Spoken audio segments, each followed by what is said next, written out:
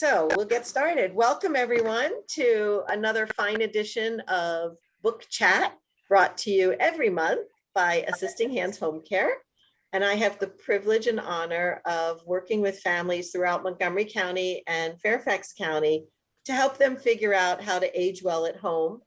And we do that by education, education, education. And one of the great things that I love about our community is not only are people interested in learning new things, but they search it out. And to that end, we have created a wonderful video blog of book chats since the beginning of COVID. So it's been over a year. And today, we are very honored to welcome Eleanor Heginbotham. I just wanted to mention that it's really important to me to bring creativity into people's worlds, because creativity is free medicine and offers us all an opportunity to improve our physical and mental well-being.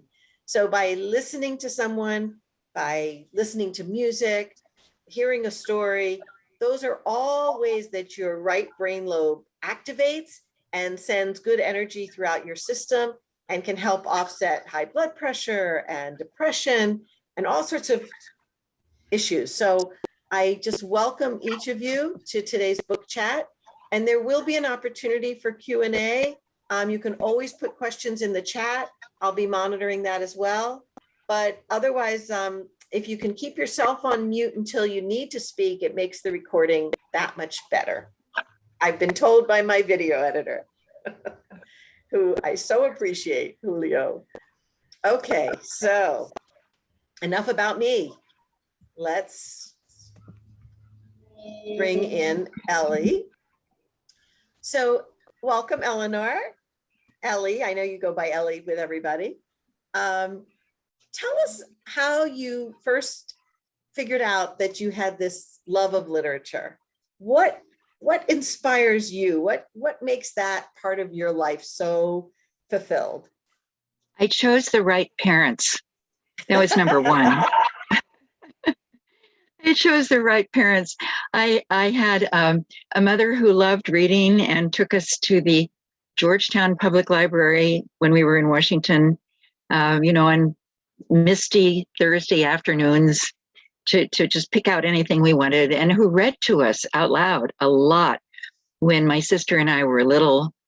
And I still hear her voice whenever I think of The Yearling or Little Women, or even Pollyanna. She read us crazy youth fiction, and got us into adult fiction a little early for us, but that's because we stole her books and wanted to read them and would sneak over to the adult section. I did anyway. And then my father, it was a Puritan.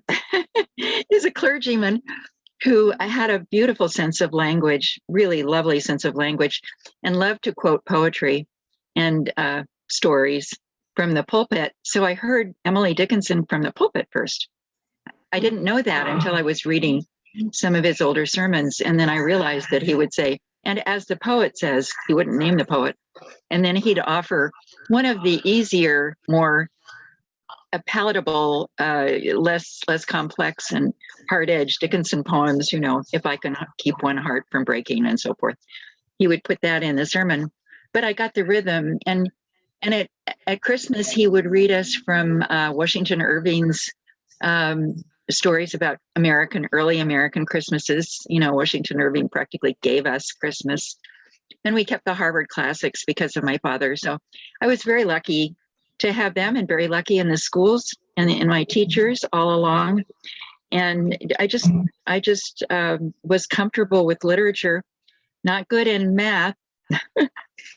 Not completely good in science, but I really loved literary studies from the very, very beginning.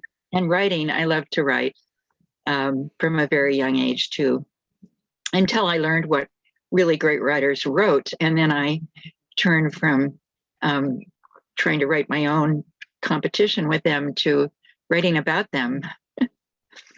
So tell us about some of those. Tell us some of the highlights of your writing experience. What do you feel like are the things that you would like folks to remember about?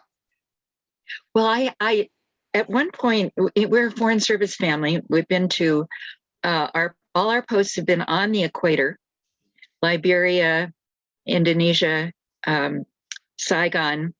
And at one of those posts, I got tuberculosis, and not a light case.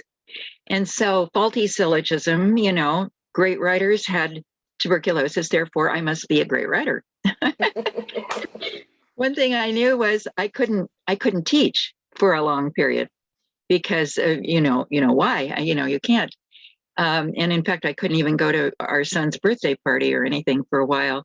So I turned to writing short stories, which I had done a little bit before. I'd been in a class with people like Myra Skleroux and the wonderful May Miller at AU, and so I tried writing stories, and I made this bargain with myself that if I sold a story, I would not apply for another teaching job. I'd been teaching, my whole life practically, and I mean, the fact that I'm still teaching shows you how well that went. But I enjoyed the process. And later, my son said, when I confessed what I had been doing, he said, "Well, how long did it take you to become a good teacher?" And he had a point. If I'd really wanted to be a writer of short stories, I wouldn't have been able not to do it. I would have kept at it, but I didn't. And of course, along the way, I know we all have our closet. In our closet, we have those poems we wrote at certain high drama moments in our lives that, in my case, I'm not so courageous as to share with others. And I'm not sure whether I'll leave them for the kids to find, but they're there. And I see why Dickinson wrote All Alone, why it was necessary for her to write, and why she didn't share them as widely as she might have, although she did much more widely than people assume. They were in all her letters and so forth. She was publishing in her way, but I see that it was for herself that she was writing. The best audience, she was the most perceptive audience, and she wrote for herself, and we're the luckier for that. So and right now I'm involved in a project of typing up. I'm very lucky that my parents wrote long letters to each other, very articulate and beautiful letters, anytime they were separated, which was quite often. And I'm the inheritor of those. They kept them in perfect order. And most of them are handwritten, some are typed. And I am the inheritor of hundreds of these letters, hundreds and hundreds of letters. I'm up to the Battle of the Bulge right now, where my father was, or my mother did not know. And then I stopped at the beginning of COVID, when you'd think I would have started. I had time, but other things took over, and I haven't gotten back to them. And I don't know what to do with that treasure, but I'm thinking of doing something biographical certainly about him. And that's, I'd love to do that again for the family, probably mostly, but he was well known in his time, and I think there would be others interested in it as well. Sure. Would you ever consider collaborating for a historical novel or something? I mean, you've done all the hard work, but it's a plethora of juicy material. You want to help me, Patricia? Oh, no, I'm not the writer. Yes, I'm sure they're out there. I'm sure there's historians out there. Ellie, tell us a little bit about how you ended up in Washington, and then you've had this wonderful teaching career, but how did all that happen? Well, after the war, before I was born in La Jolla, California, the jewel, La Jolla, and I had an idyllic young childhood. And after the war, and there were no men in La Jolla. All the men had gone to war, except my grandfather, who was not well, my mother's father. And it was just a society, an idyllic society of women and little children. And then all of a sudden, everything changed. I like to think that was the time. I'm nobody. Who are you? then my father was called to Washington, and all of a sudden, how, terrible to be somebody, how like a bog. And we were in the bog. We came to Washington. He was called to a large church in Washington, which had every political figure of the 50s you can name, probably was somehow connected to the church or to my family, and very high profile and very high pressure for my parents. And so Washington was my home from the time I was 7. And I was educated here and married a foreign service officer, and went off to these places on the equator one by one to like give birth to a 10-pound baby without a doctor in Saigon. Thank you very much. My claim to fame. And, have a wonderful life, but I taught every single place from the moment I practiced taught in college through today. I've almost never not been teaching. So Davina will know how that is, that you love your work so much and it changes so much. I was very lucky as a high school teacher before I got this crazy idea of getting a PhD when I knew I would be over 50 when I completed it. I was very lucky. And part of the reason I did that was because I got 4 NEH summer grants. That is to say, your tax dollars paid for 15 people at in a batch from all over the United States. Davina probably may have done this, although they're much fewer now, but they were a huge encouragement to long-termers in the teaching field. So I went first of all to UVA and sat in the best dorm that they had, that they made into this huge place for us to meet. And under Robert Kellogg of Kellogg and Scholes, if any of you are literary people, very famous person on Romanticism, we read Scott and Tennyson and Ursula Le Guin. It was called The Fictions of Romanticism. Got paid for 6 weeks of just reading and talking and writing journals. And then it was so wonderful. I didn't think I'd get in again, but I did. And the second time was to sit on the mosquito-ridden lawn of the Concord Lyceum and talk about everything that Thoreau and Alcott and Emerson and a few other transcendentalists wrote in the Kellogg, in the company of this great man, Harding, who had written the definitive up to that point biography of Thoreau. And that was fantastic. And again, we had to write major papers and present them and keep a journal. And so that was terrific. And then the third one I got into was it was quite different. It was in at the University of Mississippi. No, I've got the order wrong. No, that was right. University of Mississippi. No, the third one was in New Orleans with Barbara Ewell. And we read Kate Chopin and Eudora Welty and Flannery O'Connor, whole different group, 6 weeks getting paid to read and talk. And the fourth one was at the University of Mississippi at Jackson with Noel Polk, who was the primary editor of Faulkner, with all Faulkner and all these great Faulkner scholars coming to talk to our little group of 15. And, each time we were 15 different people from all over the world, actually. Denmark, we had a person from Denmark and from Africa, and, a great group of people. And what it did was not just to deep dive us into the literature, but in the cold winter that came, when we were all alone in a classroom and some mother was beating on our door saying, "Why didn't my kid get an A on this? Look at this paper." I could think of my other 14 colleagues in their classrooms, in Hawaii or California or Colorado or wherever they were, all alone, because you are alone in your classroom. You are alone in your classroom. Teaching, you are only very little in the faculty room. You're mostly with your students, and therefore you are alone as a teacher, And so these opportunities were just fantastic. And they taught me that I could write about literature well, and that I wanted to write about literature. and that I wanted to do it so it added up to something. So then crazily, when it didn't, it doesn't pay, but it did for me, it changed my career. I applied and got into Maryland's doctoral program and had the time of my life. I didn't miss a day of teaching. So I taught 5 classes a day at Stone Ridge and did the dissertation work and the seminar work in the evenings and on Saturdays, and loved every minute of it. I don't know how I did it now, except that I did nothing else. I hardly brushed my teeth. There wasn't time to cook or, to get the papers graded and then to keep writing my papers.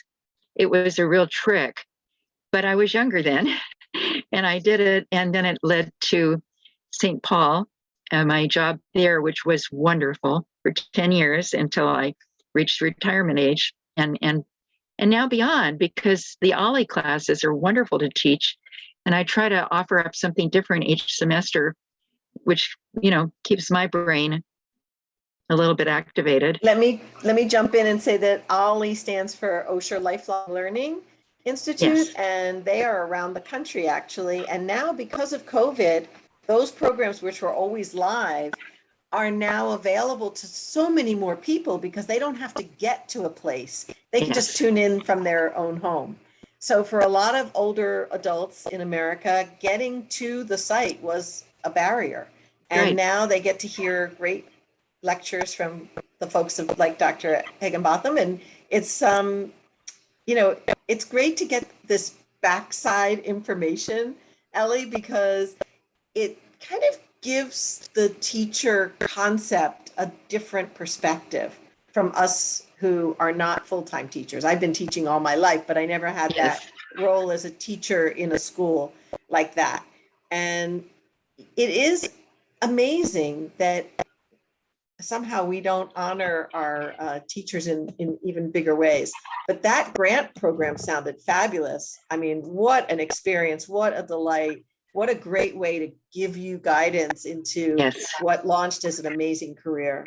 So thank you for that. That was beautiful. I was very lucky. I wrote an article for the English Teacher Journal. I forget what it's called, Davina, but that had more readership than anything I ever wrote.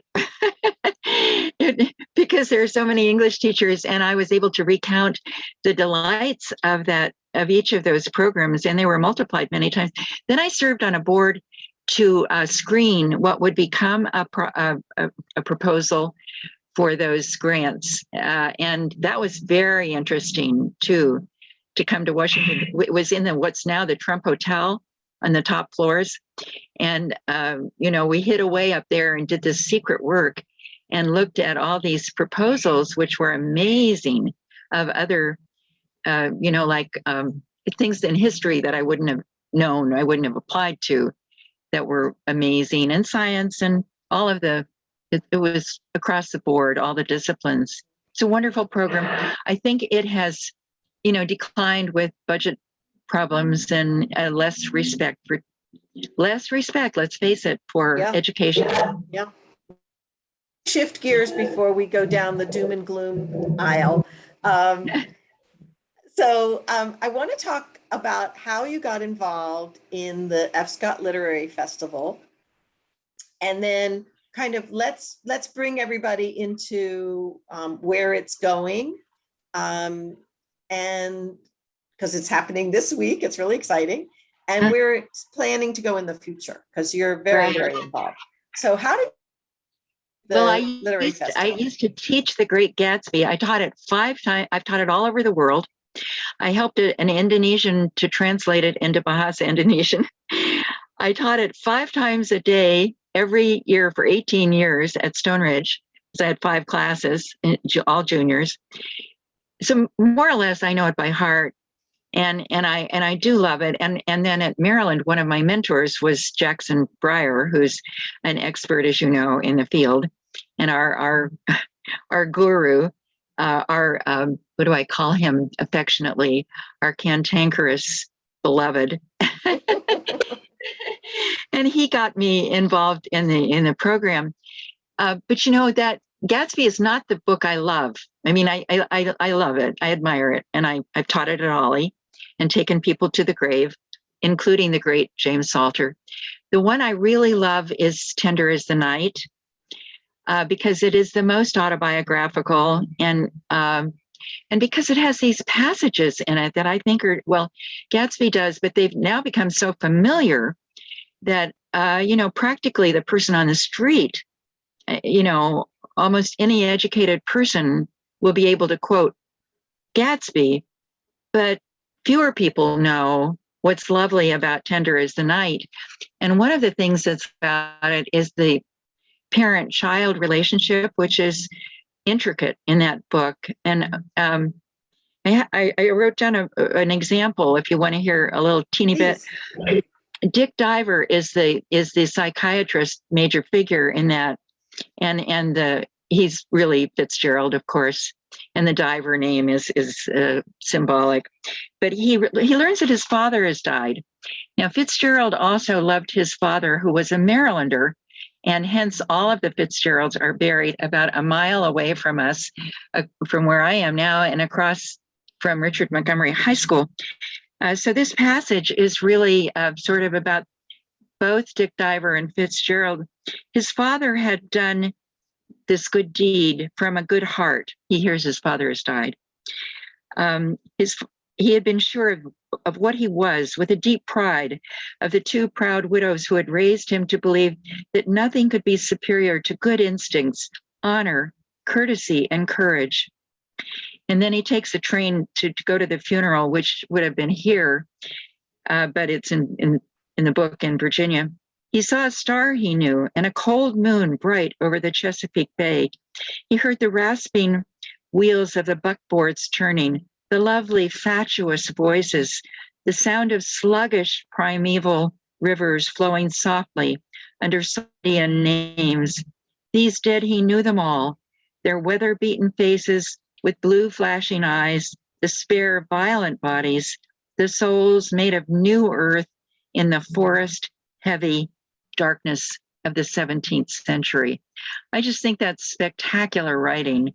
And that's why we have the F. Scott Fitzgerald conferences, because Fitzgerald was such a writer. And so then we choose every year, as you well know, and as Davina certainly knows, a major fiction writer, one who's produced a good deal before we make the selection. And so in the early years, there were really big names: Updike, Mailer, Joyce Carol Oates, you name a writer, and we pretty much honored that person. In recent years, less well known, at least so far, but I have loved the opportunity, as I'm sure you do, to do a deep dive into the work of people I would not have known otherwise. And this year, the one we're doing a deep dive into is the wonderful John Edgar Wideman, whose Brothers and Keepers is the major book. You've got it too, probably. And he too is talking about families, fathers and sons and brothers and keepers. And in his many short stories, he's won both the PEN Malamud, which is a short story highest award, and the PEN Faulkner, which is a novel award. And I think he should be on the short list for a number of other major awards. And the thought that we will have a day with him, that's the difference between our thing and other, like the National Book Fair. We have the person for the day, and they do several parts of the day, and we have them on an intimate basis so that when we're all together, we're literally in the room with them and might be next to them at lunch or at our celebration dinner or something, which I miss. But now we have them on the screen, and that's a very intimate experience too. So that last year. Yeah, just to be sure everybody understands. So Friday night, there's a special program in conjunction with the Writers Center. And then Saturday is the all-day festival Ellie's talking about. So we've got two events back to back. They're listed on our website, but they're also listed on the F. Scott Fitzgerald Literary Festival website, which is so easy to work with. We've really improved it, and it's real easy to go to, and we're proud that Assisting Hands Home Care is a partner. Yeah, we're helping out this year, so thank you.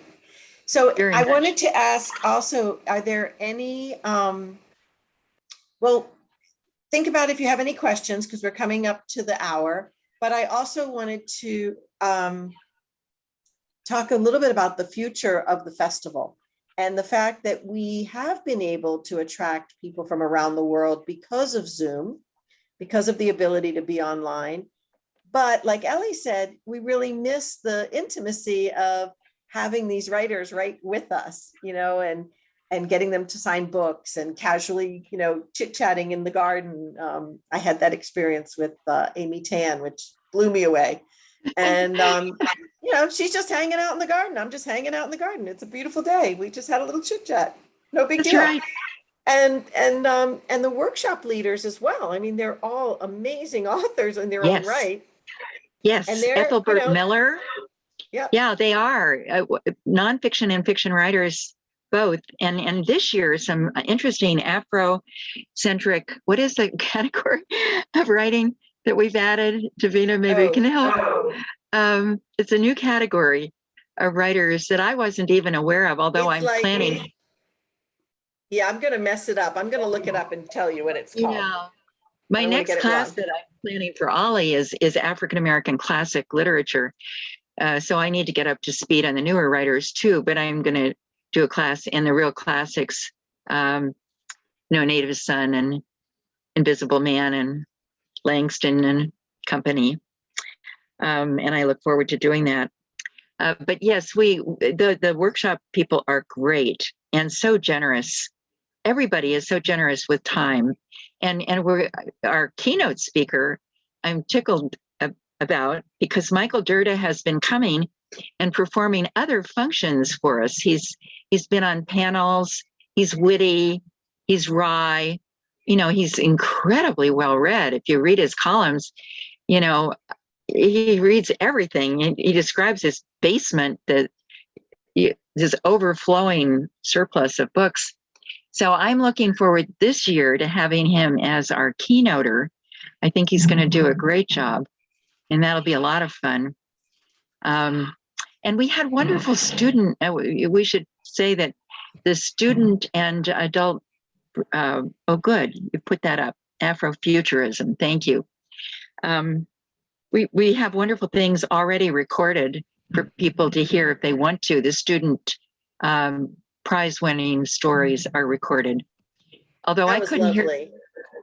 It was wonderful, but I have to say I couldn't hear very well. No, there were two that were not recorded well at all for Zooming, and that was too bad. So hopefully in the rerun, we can fix Davina's that year was a little better with that. Yeah, maybe that you did an extra rehearsal or something, Davina, because there were two of them that were very faint. And I wanted to, I know that Eric tried, but he couldn't. Yeah. So let me ask you this, Ellie. What's next for you? What's your vision of what you'd like to be able to do or play with in the literary world next? Before we go on, we should say that next year we already know, and we can give a scoop. I think it's okay to give a scoop. I think so. Richard Powers, writer of award-winning writer of Overstory, and he has a new book out that's a very different kind of novel. I've heard him talk about it on Zooms. Is going to be our awardee, so that's great for our project, and we are going to go for an in-person. Yeah. And we're negotiating now. Yeah, please God, yeah, we're finishing with COVID. Please. And for me, I want to stay alive. That's number one. I read that 40, and you will know whether or not this is true. I read that 43.9% of everybody born in 1936, I was born in 38, are still alive. So that means that we are in the minority. Those of us of a certain age, we are lucky just to be walking around and breathing. And that's very important to me because I have to take care of my husband, and I want him around a while more too. It's not easy, but that's where we are in this time of our lives. So, and I do want to publish one more thing. I've published 2 books and many scores of articles, mostly on other many other writers. I wrote one on Vonnegut. I wrote one on the women of the Beat movement. They haven't all been on Emily Dickinson. They've been sort of all over the place because, you know, I do American literature generally, but specialize in Emily Dickinson. So I want to write one more, and I want it to be more personal. And so it will probably be, I mean, I have written up a very bad autobiography, but I want to, because I have had an interesting life, I think that's for the children if I dare to pass it on. But I'd like to write something that really is readable for the, you know, general public. I think it will probably be about my father, was rather amazing. Oh, the fire alarm is going off in our building. Oh, no. Do you hear that? I do. I apologize. And No, maybe that's we're okay. ready. Do you need to go take shelter or something? No, but I can't turn it off either. It's building. Considering that we're clearly the bell has gone off, we're at 4:02, which is perfect timing. I'm going to thank Ellie from the very bottom of my heart for being our guest today. I thought this was the perfect time to have her on since we're loading into the F. Scott Fitzgerald Festival. And give me a second. Next month, we're going to be a local author named Hamali Vora, who has written a book called Sacred Death. And it's actually an anthology of research that she's done around the world of different cultures and how they process death and dying. As many of you know, I also run a death cafe every month for education purposes. And she came to me through the death cafe, and she's just a very interesting woman. And she has reached out to many writers in the world who have responded to her query with a chapter on their rituals around death and dying. So it could be a very elucidating afternoon. Great. Thank you for coming, everybody. Thank you, Diane, Dino, Davina, congratulations, Sherry, Musa. Have a great month. I'll see you next time. Bye-bye. Okay. Thank Bye-bye. you. Bye-bye.